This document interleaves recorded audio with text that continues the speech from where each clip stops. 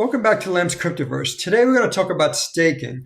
I'm giving you like a little preview, basically like a story, what I'm going to talk about, because I want to make it clear that this is not staking in terms of if you're a validator, how do you stake, what do you stake, or individual, can I outsource the staking, what's the process? It's not that.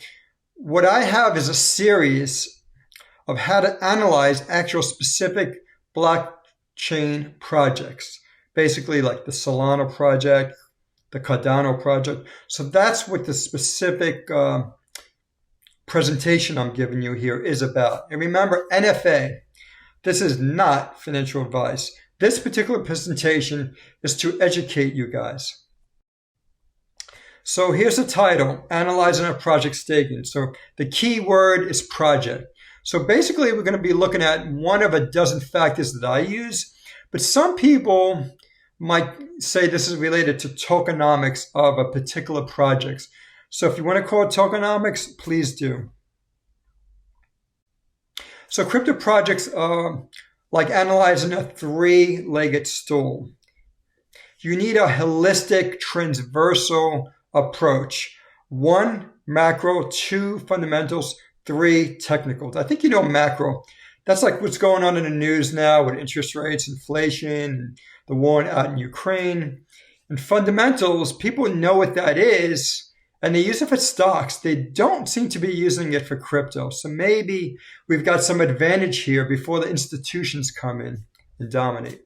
And number 3, a very important factor, especially if there's no fundamentals, or technical analysis. So we're going to be focusing only on fundamentals today. So what the heck is staking? Staking is when you lock crypto assets for a set period of time to help support the operation of the blockchain. And in return, you get crypto. So you don't get dividends or like a coupon payment like you do when you buy a treasury or a corporate bond. You get the actual native token. That's the second point here. So third point, as you know, you only get staking returns when there's a proof of stake. So you're not going to get a staking return if you are mining Monero or mining Bitcoin, right? That's proof of work.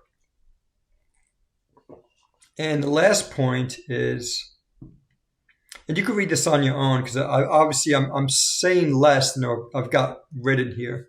So the last point is that staking helps ensure that the only legitimate data and transactions are added to the blockchain. So basically the good stuff is added to the blockchain. That's what it's saying. And as a participant, you get a chance to validate new transactions either directly or indirectly. And here I mentioned that's a form of insurance. So what the heck is staking? So a holder can participate in a staking pool, such as Lido, or I like to say Lido, or they can go via a centralized exchange. So these are two methods of doing staking indirectly, or you can stake directly. Actually, you could also stake with an wallet app. But if you're a validator and you've got all that expensive computer equipment, then in most cases, then you're staking directly, just to be clear.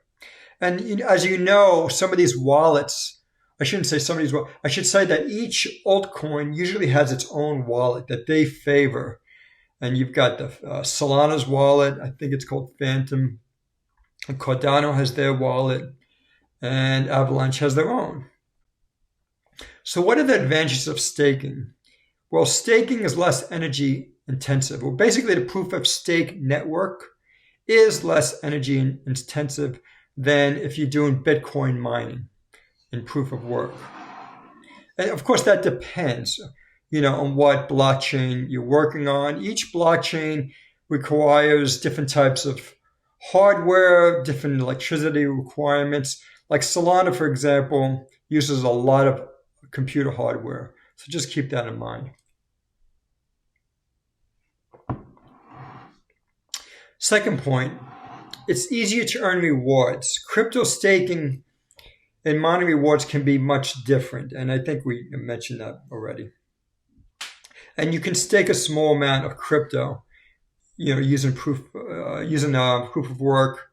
Proof of stake by outsourcing to Coinbase, for example. And think about it. If you're doing Bitcoin mining, you can't do that. You need a lot of money, a lot of resources. And I just mentioned that. The last point, no special equipment is required. So you can read that on your own. Slide 7, risks. Oh, there are so many risks. There's risk that you can see. There's risk that you may not know about. And then there's unknown risks. There's a lot of risks. Just keep that in mind. I am a financial risk manager. I have an FRM from GARP, so risk is always on my mind. So in theory, first point, staking isn't too different from the bank deposit model. But the analogy only goes so far. Like, where's the FDIC? Where's the guarantee of those coins that you're staking? There is none. Point number 2, staking is more risky than buying corporate bonds or even dividend-paying stocks. Next point, if you stake with a dishonest validator, you can lose part of your investment via slashing. And this is not even if you stake on your own. If you're staking indirectly through Lido or Coinbase or Finance, you can lose coin. You can lose out. You would earn less staking return. Just be aware of that. And there is no Moody's, no DBRS, no Fitch, and there is no Standard & Poor's credit ratings on these blockchain projects. So let's compare, for just one example, let's compare high yield bonds with blockchain projects. So the rates that they give you on, let's say, BB bonds, high yield bonds, they're about twice as high as what you're getting for blockchain projects. This makes absolutely no sense to me. I think that the blockchain projects, because they're riskier and these are new technologies and there's all different types of risk, that the blockchain projects should have higher yields, if you want to call them yields. They should have higher returns. Slide number 9. So how do you get information on staking? You can go to the project white paper, and I have an example below from one of my favorite projects. This is from Dr. Gavin Wood, who's a founder of Ethereum, and he's also a founder of Parity. And of course, he's running Polkadot and Kusama. And I think he's a great guy, does good work. He's done a great job in trying to decentralize Polkadot so that you could stake Polkadot without worrying about whether or not SEC says they're security or not. As a matter of fact, the legal team at Polkadot has said that they've spoken to the SEC and Polkadot is not a security. So that's good. Good job, guys. So now it seems like we only have Bitcoin and Polkadot and maybe Ethereum that are not securities. So where else could you get resources of information on staking? You can look at their blogs, the explorer of those particular blockchains. You can look at secondary research, which you need to pay for in most cases, such as Masari and Token Insights, which does great work. There's also Crypto EQ, which I did not put here. They do great work too. And if you want specific live data on staking yields, you can go to stakingrewards.com. And that's the third point. So here's an example, and this is where it gets good. This is where I talk about specific projects and how to analyze them. So I dedicated a whole slide to Ethereum because it's just so much to say. Ethereum, by the way, as you know, is a top chain, and some people are considering their yield, the return that you get from Ethereum, to be that of a benchmark treasury yield, like a 10-year treasury yield. Do I believe that? No, but I'm just telling you what people are saying. So let's get to what's going on with Ethereum. I think most of you know about the merge. On September 15th, the Ethereum chain basically merged with its beacon test chain. So now we have what used to be called ETH2. It's basically, we have a new version of Ethereum, and it's moved from proof of work to proof of stake. So we know about that. Now, and remember, during that time, and even now, all of this Ethereum, a lot of this Ethereum has been locked up as they were testing the chain. But by mid-April, and this date has been changing, that's why I didn't give you a hard date. The latest I hear now, it's going to be around April 15th, but we don't know. But basically, by that date, Ethereum is going to allow you to unlock that staked Ethereum that was staked for the beacon chain. Now, there's been a lot of controversy about this, and this is where I'm saying you need to know what's going on with staking. The second point here, I'll just read it to you. The selling pressure of ETH being unlocked may pressure its price down. And why? Because just think about it, it's going to be unlocked. So all these people, all these investors, maybe they're going to get out of it because they've held it in there for so long. Maybe they want to get out because they're worried that ETH is a security and they're going to get sued by the SEC. Maybe they want to get out because they want to buy more altcoins. We don't know. So the problem is, as they get out, there's going to be a lot of coins getting on the market. Now, there's an Excel spreadsheet here from Arcana, which kind of pushes back against that, pushes back slightly, meaning they're not all going to be dumped at once because there's going to be a, unlocking period. In other words, I'm trying to see if there's in that Excel table, if it shows you what's going to be exited. Actually, I see it right here. It says there's going to be about 115,000 dedicated. No, those are max delegators, but I forgot where it says it. But basically, there's going to be a whole bunch of money that's going to be able to be withdrawn. But it's going to be a much higher number than you think, because that stated number is a theoretical number. So if that stated number, for example, I can't remember what it is now offhand. It might even be on this table here. But let's just say that stated number is 700 million. That's not all going to be unlocked the first day. And what this person did at Arcana is did a simulation of what's going to be the realistic unlocking. But the point is, any unlocking is going to put downward pressure on Ethereum. And that's my point. And that's what you need to know. That's why it's good to know about staking. So here we're going to talk about other projects. So the first one I want to talk to you about, or the second one I should say, is Cosmos. That's the Atom coin. So the stated staking yield or reward. So on staking.com, they call them rewards. It's basically yield.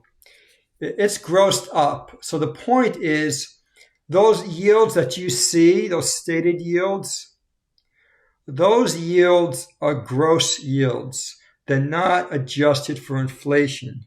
So you have to make an adjustment because you need to see how much the coins are being debased by, just like the US dollar is being debased.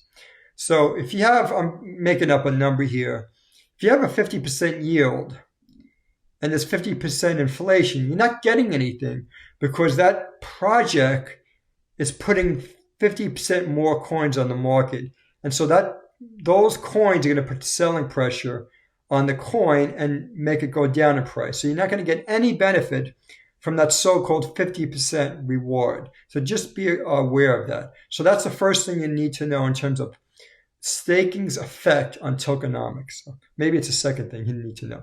Cardano. There is no minimum staking level required, but there's no lockup period. So that's a bad thing because if it's not locked up, all the stakeholders could just dump the coins on the market like this by tomorrow. And also there's no slashing. That's a bad thing too because you don't get punished for being a bad validator. On the positive side, there's a very high level of staked coins. So usually when you get a 50% or more level of staked coins is a good thing because it keeps the project, it keeps it stable. You want stability. But this is a case where I don't know what the answer is. Because on one hand, you have a huge number of staked coins. On the other hand, there's no lockup period. So they could just be unlocked anyway. I mean, they could just be dumped on the market. I'm going to think positive of this because it's a very high level. And there's got to be reasons for people to not want to go back into Cardano, meaning there's got to be a reason for everybody to just stop staking. So right now, there is no reason. So I'm going to consider this a good thing. But it makes you think that you can't just look at these in a superficial manner. You have to think everything through. So let's go to the next one. Solana, one of my favorite coins that had a near-death experience in November 22. So 71% is staked. But here's a problem. Like I said, if it's over 50%, it's really good. The problem is that 46 million coins, or about 12%, are held by FTX/Alameda. And we know what happened with that. And the Solana Foundation. So if the Solana Foundation needs money for developers, and they might need money because of FTX. FTX, I don't know if it was coercive or what, but FTX had a special relationship with Solana. And so Solana had a lot of its treasury tied up in FTX-related coins, in direct coins or indirect coins. For example, they had a lot of their investments in Serum, which is the decentralized exchange, which was favored by Sam Bankman-Fried. Because if you remember, when Solana came out, it wasn't for NFTs. When I say came out, when they went live, the whole point of Solana was that its use case, the whole point was that it's fast. And because it was fast, had fast finality, the whole point was that it was going to be used for DeFi, especially for DEXs, for decentralized exchanges. But that evaporated after FTX blew up. Speaking of FTX, now, as you know, FTX and Alameda Research are run by the bankruptcy committee, basically. Basically, they're run by the guy that helped restructure, reorganize, and run when they went bankrupt. And so FTX Alameda holds a huge amount of coins, but when those coins, I should say, when FTX comes out of bankruptcy, those coins are going to be dumped onto the market. The good news, however, and this is why you need to think about all this stuff. It's moving. There's a lot going on. There's a second, third, tertiary way of thinking. So you need to think, okay, dumping these coins, Solana coins, is really bad. It's going to force Solana to go down because of all the dumping. The price is going to go down. But if you think things through the second or third level, you realize, wait a minute. Everyone's going to know when we're near the end of the FTX bankruptcy reorganization. So we know for the time being, for a long time perhaps, that those coins, those 71% staked coins, including the Alamedas and FTXs, they're going to be locked up for a long time. So I'm viewing this 71% staking as a very good thing. This high staking is a good thing. 2 years from now, I'm not. Next, Polkadot. As you know, this is my favorite coin, one of my favorite coins. But we got some problems, we got some good things. The bad thing is under 50% is officially staked. However, Polkadot is one of the few projects that has many uses for its coins. As a matter of fact, it's one of the only, I'm thinking, might be the only project that has something called bonding. And this bonding is like staking, but it's for 2 years. So when a dApp joins the Polkadot ecosystem, it locks up, it could choose to lock up on the Polkadot. It needs to basically give some kind of payment. So what it could do is lock up Polkadot. So what they do is a bonding, and this bonding is a very long time. It's 2 years. So that's a very good thing. So this started, I think it was over a year ago. So there's quite a bit of, actually I have the data right here. There's about 10% locked up because of bonding from these parachains, as they call them. So that's a very good thing. But just be aware, I'm getting a little detailed here, but just be aware that there's going to be less and less bonding going down, meaning less and less of that is going to be staked because Polkadot has lost momentum. And there's in the bidding process, there's been fewer dApps that want to join the Polkadot ecosystem. That means the dollar value of those bonded DOT is going to be lower. Just be aware of that. And Polkadot also has a flexible inflation rate based on a staking percentage. And you can see this on the blog, or go to the white paper and they discuss it in depth. The next one is Avalanche. This is one that I love on paper. I think it's a top 3 crypto project on paper. The negative is that they just have a 2-week lockup and they have very high inflation.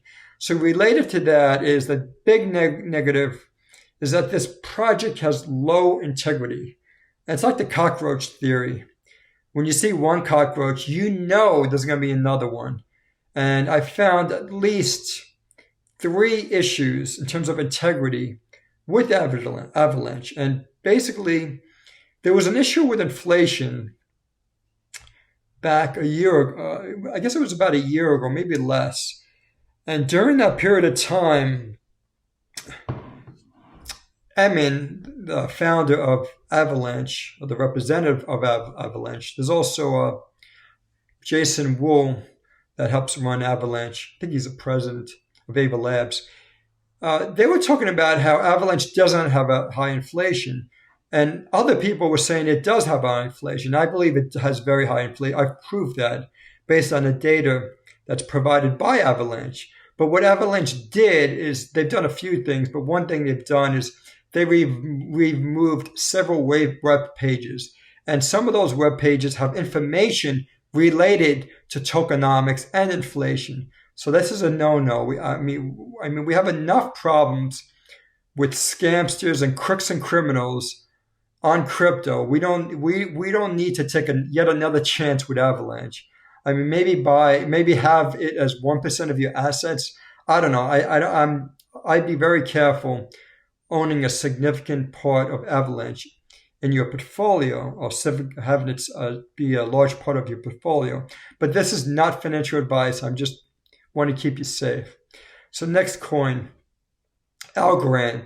This is one of the better, perhaps one of the best, especially technologically, best projects out there. However, we have some issues here too. For example, there's no momentum with them. There's no lockup period, so there's no reason for those coins to be held for a significant period of time. There's no slashing. We talked about that. There's no slashing for bad actors, bad validators. And recently, just in March, Coinbase ended a staking services of Algorand. So this is very, very scary to me because of what's going on with the SEC suing everyone. And recently, Coinbase received a Wells notice, meaning that SEC is going to be going after them. And I believe there's a few reasons. And one reason is that Coinbase, according to SEC, is staking and acting as a broker for securities, according to the SEC. I think this may actually go to the Supreme Court. I mean, this is insane, but I'll keep on the topic here. Harmony 1. The OneCoin was the first project back in 2020, first charting project, I should say, to offer staking servicing. So because it's the first project and it's on the bleeding edge, I'm going to highlight that there's a technology risk with the Harmony project. And next and last, I should say, the graph. This is a popular project, and it's getting more popular lately because of its use of AI. We all know about Chat GPT, and the graph is almost, it reminds me of Google. It's like an index service.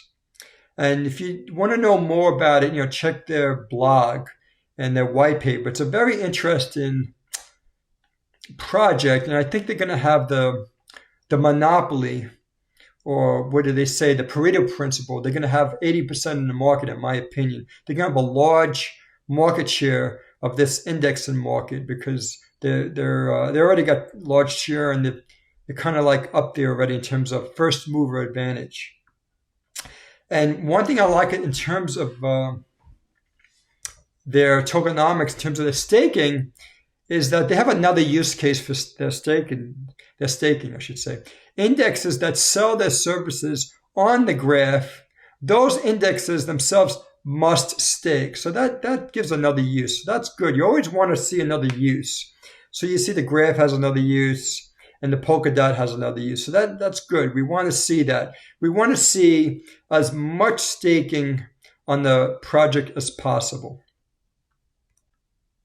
So here's how you get live information on staking. You can go to stakingrewards.com. I was going to put today's staking rewards website, but something seems to be wrong, incorrect with Ethereum. They're showing a 1% yield, and for the life of me, I've never seen them give them 1% yield. So I think that could be an error. So I'm not going to put it up. I'm putting up an old snapshot that I have from stakingrewards.com. So you can see here in the, I guess it's the fifth column, the reward, or what you're receiving, is 3.7% for Ethereum, and the adjusted reward is 4.16. Now remember what I said earlier. You got gross reward, which includes inflation, and then you have adjusted reward, which is after inflation. So you might be thinking, why would the adjusted reward be higher than reward? That's because in this case, when Ethereum moved from proof of work to proof of stake, it actually has become deflationary, at least on and off deflationary. And that's because of token burning.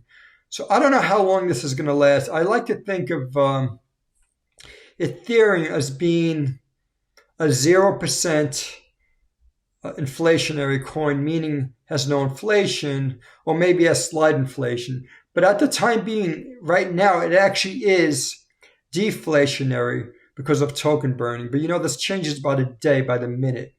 And then there's Cardano. I'm not going to go through each of these, but let's look at Cardano. That's a good one. It's got 3.3% gross reward, but after inflation, it's lower. And then you can see on the right side that the staking ratio is very high, as I mentioned earlier, at 70%. And then if you go down to Polkadot, you could see that they have higher inflation. And this is an attribute of the coin, because they want to say to the government that they're decentralized and that they're not security. And one way of saying you're not security is not really caring in a way about your token price going up. And one way of doing that is showing consistent inflation. And as I mentioned to you earlier, they do have quite a bit of inflation. You can see here they have a 14% gross return and a 6% adjusted reward. So if you take the reward minus the adjusted reward, that's the inflation. So I just want to tell you, which I should have said earlier, I am not paid for anything. I am not paid by any particular project. I am not mandated to do any of these reviews. And lastly, as I said a million times, this is not financial advice. If you like this kind of work, please like us down below and subscribe to us. Thank you all for listening to Lem's Cryptoverse, and I look forward to hearing from you.